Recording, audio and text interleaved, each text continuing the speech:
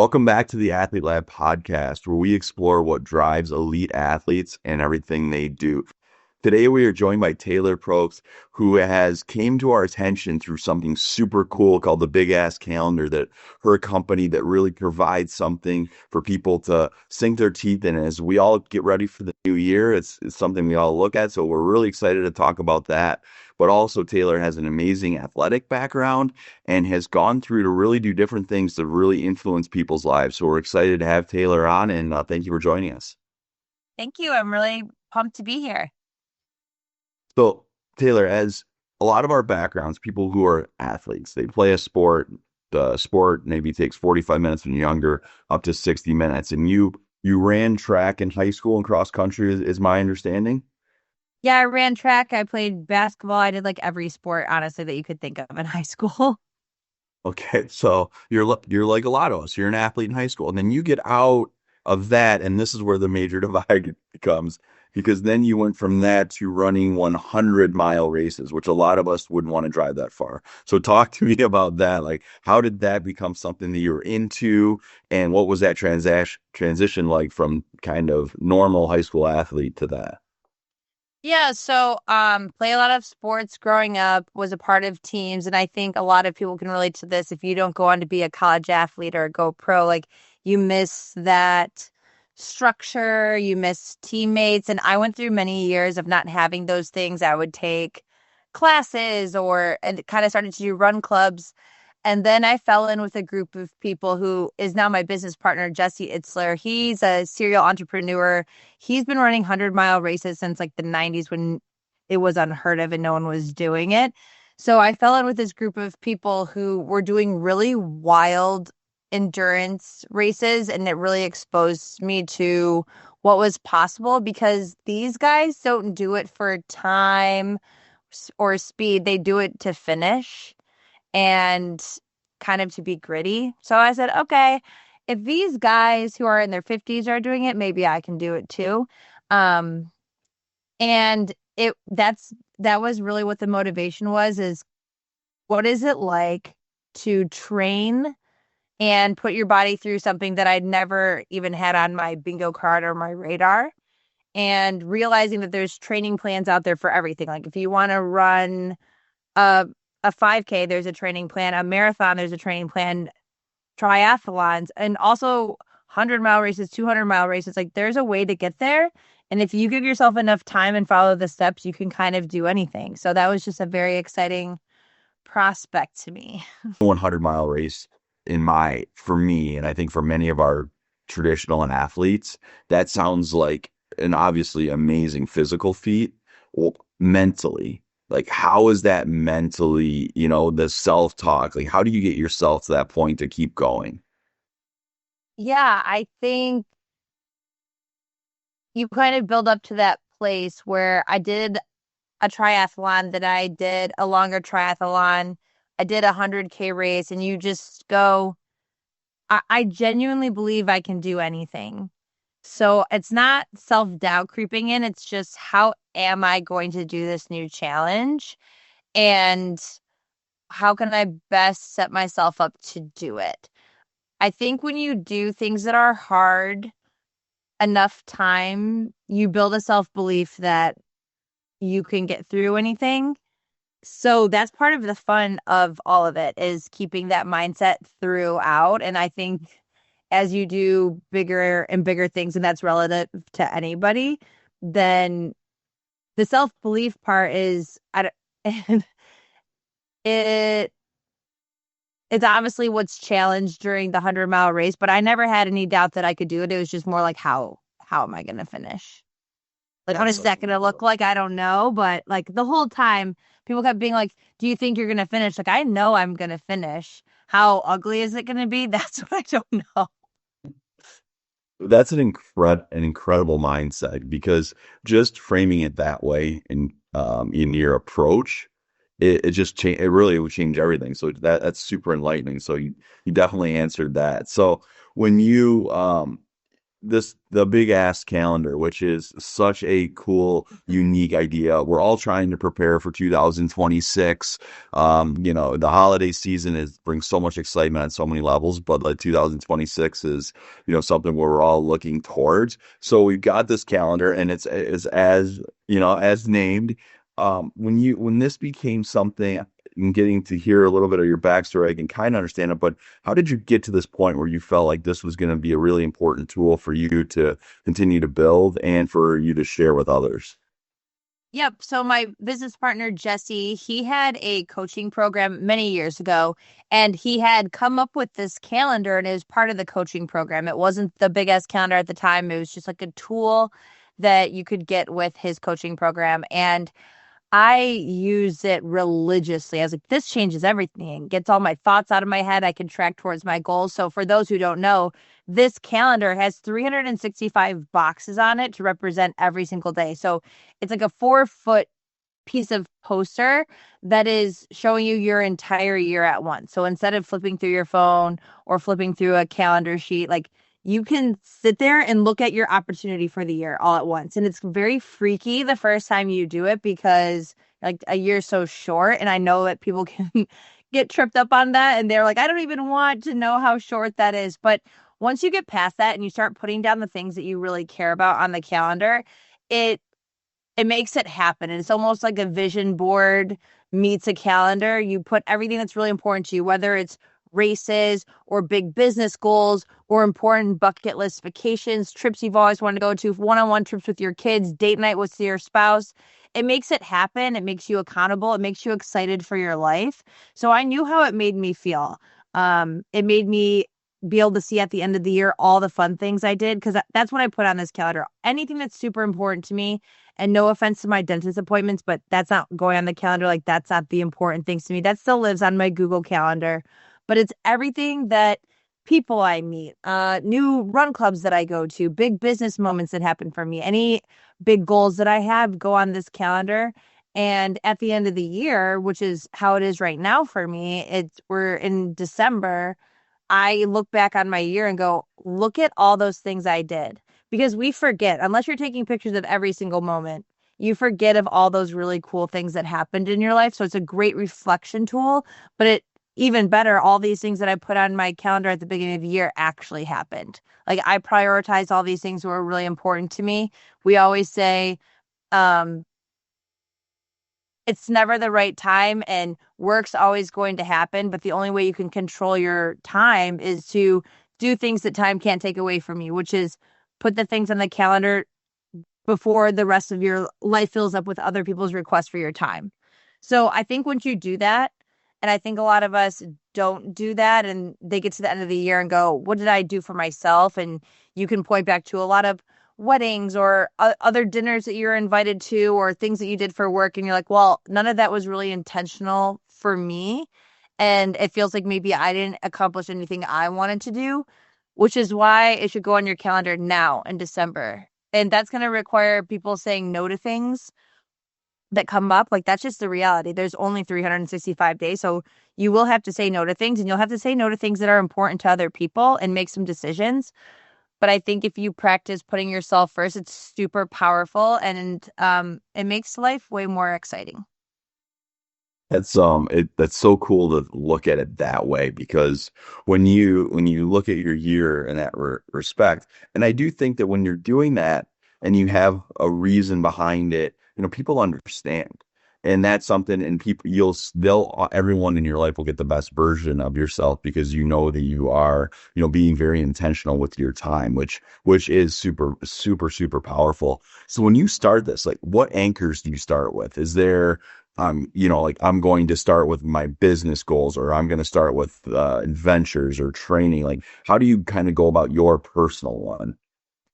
So I've been doing this for 5 years now, and something that we roll out to our community is exactly how I start. So we have something called the Misogi, which is our year defining event. You pick something that's really challenging. This could be a bucket list item, and it's something that requires effort, requires saying no to other things. Maybe it requires a training plan. Like it is it's the center of your year where at the end of 2026, when you look back on your year, you go, that was my year defining event. So what do you want that to be? So I think about what do I want that to be, and I kind of build my year around it. Um, or like that's kind of like the centerpiece. It's what I'm looking forward to the most. It's what I'm going to have the most logistics around. It's what's going to like maybe take the most vacation time, or it just requires the most brain power. So that goes on my calendar first. And then I try to put 6 mini adventures down right away. I end up doing way more than that. I'm single and have no kids, so I am able to put myself first way more at this current moment in time. But we try to get people to do 6 mini adventures. We call it Kevin's rule because our friend Kevin came up with it. He's always done it, but it's to pick something every other month that's out of the ordinary for you. So that could mean going on a camping trip. It could mean going to a hockey game, and it doesn't need to cost any money. It could be going to your local polar plunge. But it's just something, it's like instead of watching TV on Sundays or doing like whatever your usual routine is, it gets you out of your routine because it's again those things at the end of the year when you look back and said, what did I do? The things that disrupt your routine is going to be what you remember the most. So we encourage people to put those on. And after that, like because I've been doing it so long, I have like lists and lists of things that I want to do. And I just start filling all those around, add the weddings, add the holidays, add the birthdays. And it fills up really fast is the crazy part.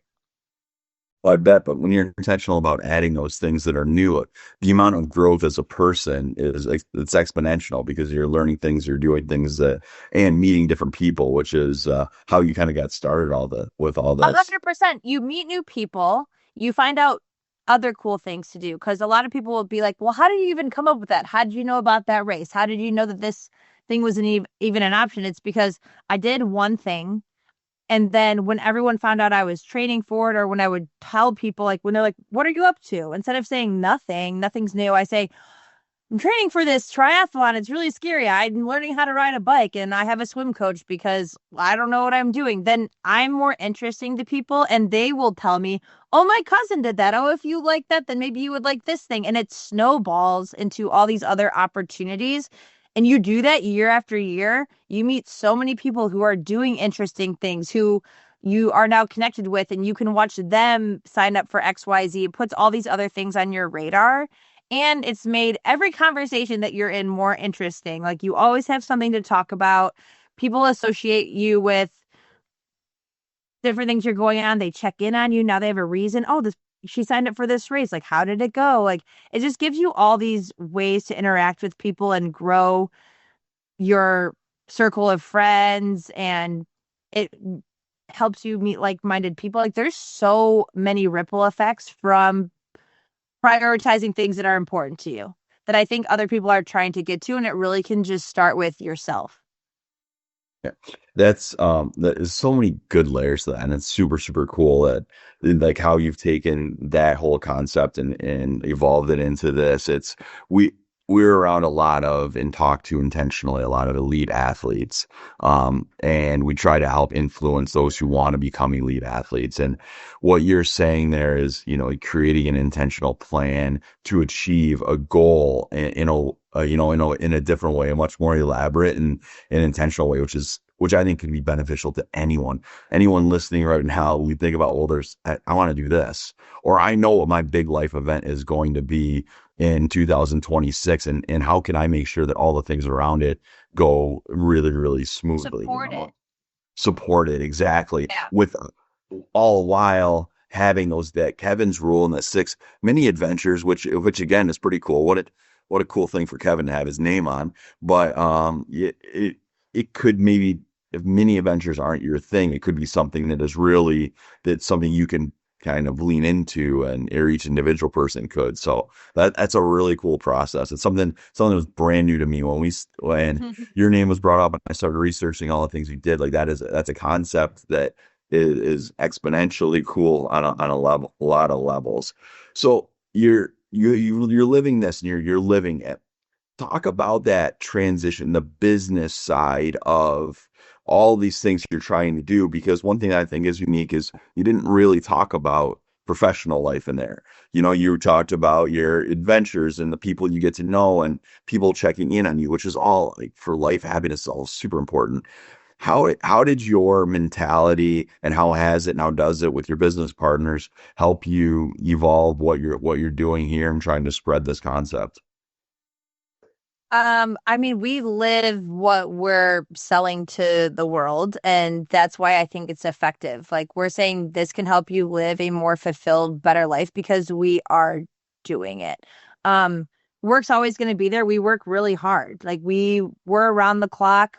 This is a third year of this business where we have a studio of startups. So we have the big ass calendar, but we also have a running festival, we have a running apparel brand, we have a sauna brand, and a lot of personal brands inside all of those. So we have a lot going on.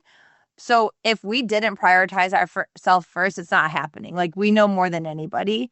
So I think just by sharing, like if we can do it, you can do it too. And like it's not a selfish thing. It's a way to make the most out of your life. It's a way to not let life pass you by. It's a way for us to build our company culture. Like we have monthly meetings and we go over everything cool that people have done in our company first. Like that's how we burn the first 25 minutes is going over everything that happened to everyone that's cool or what's coming up and just rooting for each other because we always we think that when people have more fulfilled, interesting lives outside of work, they're better at work. And the more we celebrate that the more we see it. People talk about balance. I think that I'm surrounded by a lot of extreme people. I wouldn't necessarily say I'm in balance. Like a lot of things fall to the wayside, but I would say that I am generally always happy working towards things that are important to me personally while I am crushing it professionally. And I think that that is possible if you are intentional about it. That's great. What a great way to start meetings to just things that you like celebrate each other and what you're doing around. You have, I want to put you a spot on something like what would be a really cool example of one of your coworkers, something they did that would be wildly unique. Does something come to mind? Well, last month was November, so we had someone run the New York City Marathon, which was like a really big deal. They had been raising money for it. It was their first marathon.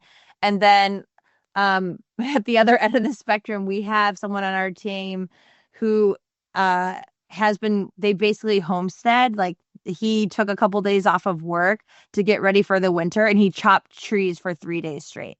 Like this is a huge deal for them because their whole house runs off of wood burning stoves. So he sent us like a picture of like the biggest wood pile you've ever seen in your life.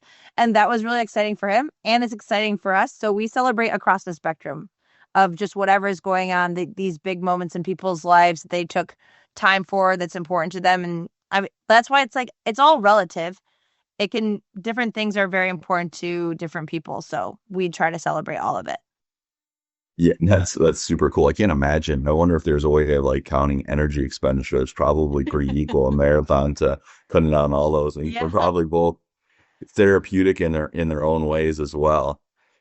When you're dealing with people from all walks of life and different types, I'm guessing like all kinds of different metrics. Like, how do you guys define winning in what you're doing?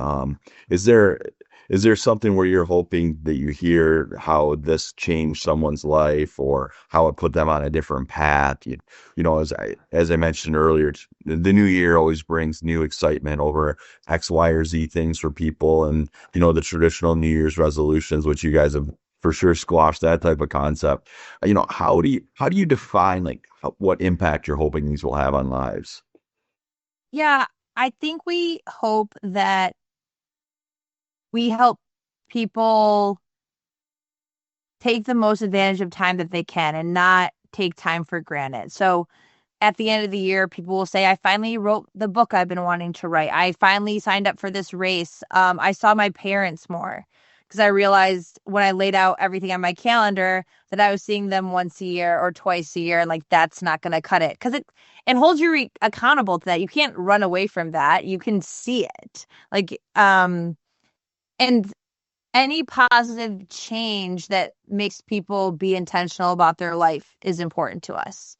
We want people to be excited that we want it to, people telling us they're sharing it as Christmas gifts, that this is their third year buying it, that they have their kids doing it, that they're sending their kid to college with it. Like these are all measures of success to me because that means it's not just a calendar to them, it is a tool to live a better life. So anytime that translates, it means a lot to us. And I mean, I've had unfortunately several messages in the past 2 weeks about people getting it for people in their lives who've lost loved ones because it can give them something to look forward to. Like they're grieving and they know by giving them a calendar and encouraging them to put fun things that they can look forward to on it, it will help them. Like that that's something we never expected, but that's definitely makes us feel like we are putting the right thing out in the world if that's how it's being used. Absolutely. I mean, that type of ability to look at the big picture and write down all the positive things that you're going to do, even when you have to be, you're forced to move forward in that type of environment. Like that type of impact is incredible. When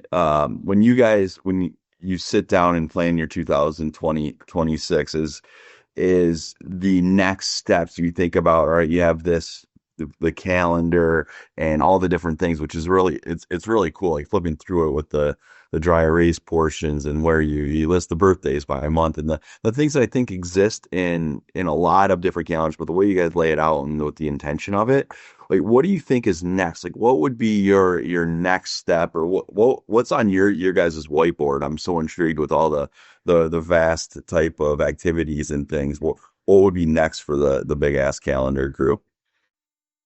As far as like product development, we're trying to find out more things that would help people live better lives. So, for an example of that is you talked about habits a second ago, how New Year's resolutions don't work. One of the things that we say is pick 4 winning habits a year because it takes on average 66 days to form one. People aren't perfect. So, pick 4, one a quarter.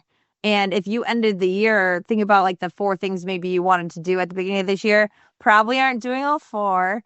But if you ended, 4 doesn't sound like a lot, but if you ended the year and you have a meditation practice, you're drinking 100 ounces of water a day, you're sleeping with your phone outside of your room, and you're doing all the dishes before you go to bed, maybe if those were like your 4 and you're doing them by the end of the year, that's a huge impact on your life now, right? Like that it sounds like not a lot, but that's major change, which is also why it doesn't last like past January 15th if you just try to do it all at once. So one of the things that we're coming out with is a habit tracker because I just think we see it so much with the calendar, people writing it down, visualizing it. It's almost like when you'd go to the doctor and get stickers, or your mom might have done it to give you your allowance money. Like if you did these chores, you get the allowance money. We're visual creatures, and I think that accountability really helps. So we have a prototype that we're releasing in a couple of weeks.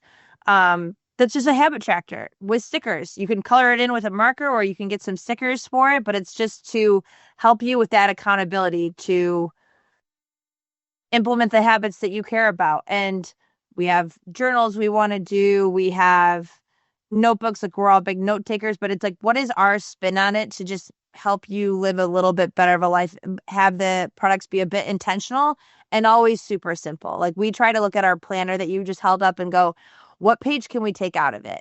Like what is not additive? What's just in there? We don't want any fluff. We don't want to make it thick for the sake of being thick. We want to give people exactly what they need and nothing that they don't to accomplish the mission, which is just to like live their best life. That's awesome. I've heard people talk about coach development. One of the things they said is that coaches need to be the scaffolding for the players or the athletes' development, and that's kind of what this is. It's like it's a scaffolding. It's not going to do it for you, but it provides that kind of guidance and support. And the idea of just the habits. And you listen to those 4 habits. If I had 26, you might have just named mine. Like those are great. If you're sleeping outside, if you eat those 66 days and sleep with your phone outside your room, you're going to feel so much better. Right.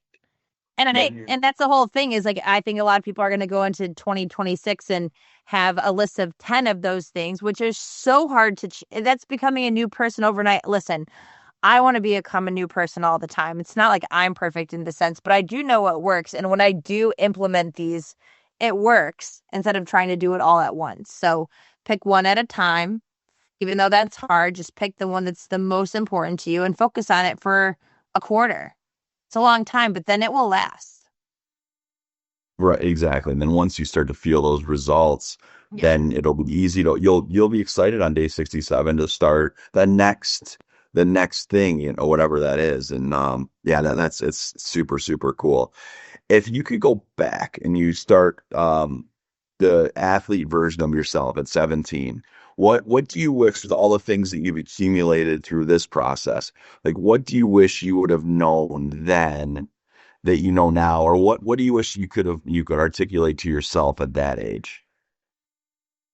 I mean, I think it was instilled to me. I've always been a generalist. I've never been an elite anything, but I've always been told to put the best effort you can for it. I think a lot of people know like you can outwork anybody, and it takes you really far.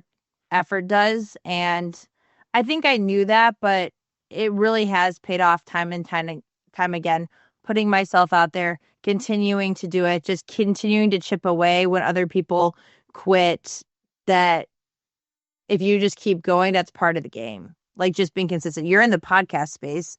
It's like so prevalent in the podcast space. Like if you just keep going and you just keep building that audience from zero, like those are the people who make it eventually. There's no other way to do it, you know? So I think knowing how important that is, and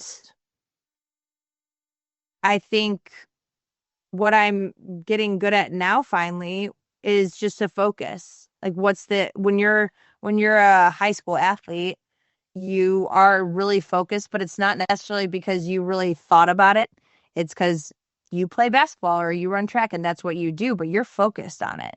And if you can apply that to your adult life, like to focus in on something, um, and give your time to something day in and day out, it will lead to success. But to take that mindset towards your adult years faster would have helped a lot.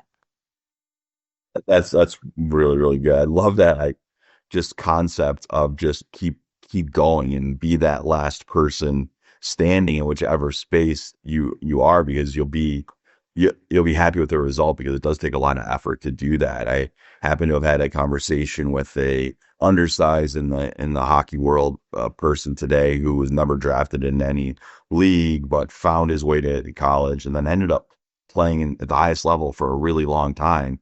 And he kind of said the exact same things. Like, I didn't think about it. I just kept going, and to me, I think it lines up exactly what you just said. That is really powerful. And I'm around some of very impressive entrepreneurs these days, and I've been trying to see like what is separating them from everybody else. Like, is it that they're smarter? Is it that they have more resources? And so much of the time is that they will just keep going. They'll keep going. They'll just start and keep going. It's just, you can't say, I know people say it all the time, but it's so true. My friends who were like walk-on football players at Michigan State, they have very successful companies, not because they're the smartest or the best at marketing. It's because they just kept going. They put the idea into the world and they just did it and they did it and they did it and they did it. And eventually you'll get momentum. That's so great. I think that if everyone listening kind of has that mentality, it's going to be so beneficial. I mean, there's so many extra life lessons that end up coming out of that. The perseverance end of things is it's so easy. And something that comes up quite often is, oh, kids these days, and people kind of like, I think people these days are, wildly educated, the ones I like your analogy, these entrepreneurs that just keep going, that they have so much at their fingertips. And if they're willing to have an open mind and have that perseverance, they're going to find success, and at the same time, if you're willing to not do that and take the easy way out and, stop, then that success doesn't just find you. There's no real secret, which it's great to hear you say that. And the entrepreneurs you're around, obviously are doing that on a day in and day And a out lot of them basis. were very high level athletes. Like that's not a coincidence, you know? It's not a coincidence at all. It's just they know they didn't become one of the best swimmers or so good at football because they just coasted. They know how to implement that mindset, which is just like to chip every single day. Yeah, that leads me to another question because you said you kind of always known that. So that would be I would immediately go to environment. You're raised by a family that's, putting those kind of that mindset and instilling those values in you. What's something that for any parent listening that, maybe that the rhetoric they could say to help because we can all say work hard but I feel like we need to be better. We need to speak to them more clearly and have something that they can really kind of bite into and develop that type of mindset in kids. So do you have any advice or anything you've seen that have really translated for, you said you've been doing this for 5 years in this space? Well, I'll say something that my parents did really well, which is they always said, we don't care what your grades are, we care about your effort. And I think that effort's very personal and you can tell people to try hard, but if you ask people, did you try your best? If you if you say yes and it sucked, like that's a personal reflection. So we would come home with our report cards. Like if we all got B's, let's say, and we looked at my sister had 5 missing assignments. I had no missing assignments. My dad knew that I studied. She's in trouble. I'm not. Like he didn't care about the B's. She didn't turn in assignments. That's just like a complete lack of effort. Like that's a simplified version. I know that there's other things that at play, but a B was my best, and a B might have not been her best because she just like didn't show up. So that's a simplified way to put it, but always putting effort down first got me really far because also it's a pride thing. Like I'm not going to tell you I did my best if I didn't. And it makes it personal. But then I think a lot of people tell their kids to get A's or want their kids to get A's or want their kids to be the best at things. And some kids just aren't going to be the best at certain things. Like that's not their thing. And that could be school as a blanket, or that could be science, or that could be a sport. But I think just if you continue to praise effort over the results, that gets you so far in life. Like that is, of course, you want good results, but I think that drives people to things that they're good at. I think that makes people not afraid to fail. I think that makes people more inclined to take risks and to keep at something because no one's good at anything when they start. So that's been like the biggest thing that my parents raised me with. I wasn't the best at school, but I never felt stupid because my parents just didn't really hammer that home. They were like, as long as you're trying your best. So it always kept my confidence very much alive, even though I wasn't a bad student, but I definitely wasn't the best student. And I think that that is something that a lot of my peers didn't have growing up. And I think they would have been better off ultimately if they did. That's great. I mean, that's such a effort focus is going to create that process mindset and, continue just keep going. Yeah, that's really, really cool. So Taylor, I really, really appreciate everything you're doing. This is really cool. You've got a fan in me and my family for sure. And, we're rooting for you with all the next adventures. And, again, congrats on success. And we do want to be able to point our listeners in the direction of where they can buy the big ass calendar. Is it something we go to the stores for? How do we get our hands on it? We are all online, so you can go to thebigasscalendar.com/athlete lab podcast, and you guys will have a 15% discount code if you do that. You can also find us on Instagram at the Big Ass Calendar. You can find us everywhere at the Big Ass Calendar. Awesome, awesome. Well, again, we appreciate your time and yeah, all the best and look forward to talking again soon. Thanks for having me. This was fun. Thank you.